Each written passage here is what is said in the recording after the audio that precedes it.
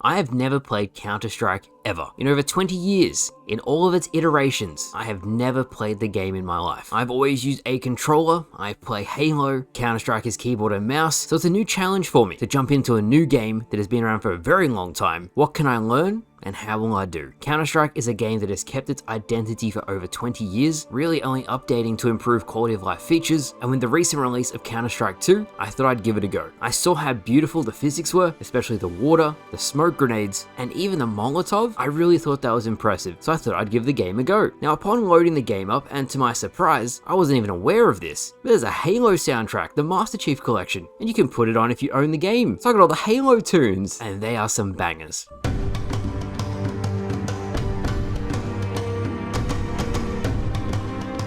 Now when I'm trying to learn a new game, and I did the same thing with Titanfall, I really try to immerse myself and learn as much as I can. Smoke grenade locations, managing your economy so you have enough money when you need it, positioning, staying with your team, don't die unnecessarily when you really don't need to, and I just really tried to learn as much as possible. There's a really handy feature in custom games. There's a practice mode that actually shows you the lineup of where your smoke grenades are going to go, and as a Halo player, on Halo Combat Evolved, there's a similar feature. It's not a smoke grenade, but you can launch frag grenades, and it'll send weapons across the map to your exact location. Now, as I've done that for many years, I picked up the smoke grenades very quickly. Of course, there's the very simple ones, but I even found some advanced ones that really helped me out in game. I tried to find spots that were versatile, so one location could allow me to throw multiple smoke grenades to multiple different positions. I especially look for smoke grenade positions like on Dust 2 on the double doors, where they're always sniping through there, or where enemies typically hold positions. To any Counter-Strike veterans, this is just bread and butter normal gameplay, but it's something that I learned when I first picked up the game. Now, something I noticed when I first picked up the game, and I'm so happy it's been fixed, that it seemed like the hitboxes were off. I would shoot someone in the head, and often it just wouldn't kill them. I would see the blood spatter, but no kill. Thankfully, this has been fixed. The hitboxes now accurately deal damage, but for a couple weeks there, a lot of people were complaining that this was an issue. Funnily enough, as I'm making this video, that most recent update they just made to the game introduced the funniest bug I've ever seen that people are calling the Michael Jackson lean. So you can peek across a corner,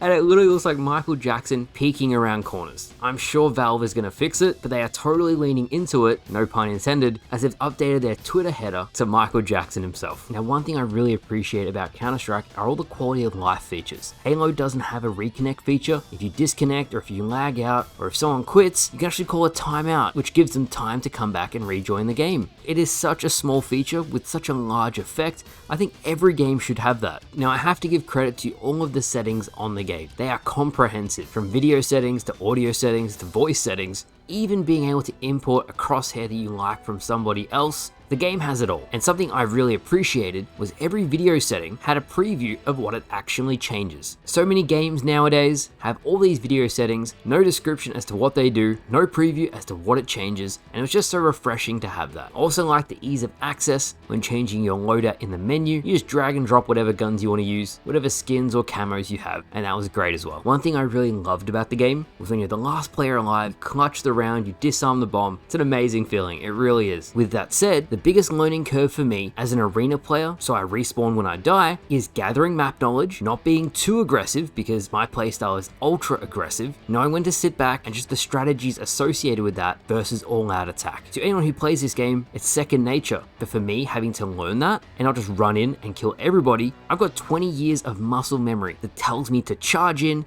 take everyone on. You can't do that, especially if they're good players. This brings me to my second biggest challenge that I eventually adapted to over time was when I play Halo or any other arena shooter, moving and shooting is a critical feature of the game. How well you strafe will indicate how much damage you can avoid, which allows you to win gunfights way easier. Counter-Strike is a lot slower than that. You're not going to be jumping around, it's very precise, very grounded. It's a new skill in and of itself, and it takes time to learn. There are still times, and you'll see it in the clips I'm showing on screen, where I just go full Rambo, and I probably shouldn't. It's unnecessary, especially in a competitive game, but I find it so enjoyable. Especially when I wipe out almost the entire team. So I don't think I'll ever stop doing that, but I will be mindful of it, and if it is a close game, I will settle it down a little bit. I've got to say, the game has really grown on me, The first 10 hours are absolutely brutal, completely changing the way you move, the way you shoot. You guys can imagine, you just get obliterated. But I spent time learning, watching YouTube videos, checking out tutorials, reading as much as I could online, watching top competitive players. What do they do? What strategies do they employ to get them where they are today? And that really helped me improve. It really did. Once the game starts clicking and you start to get the hang of it,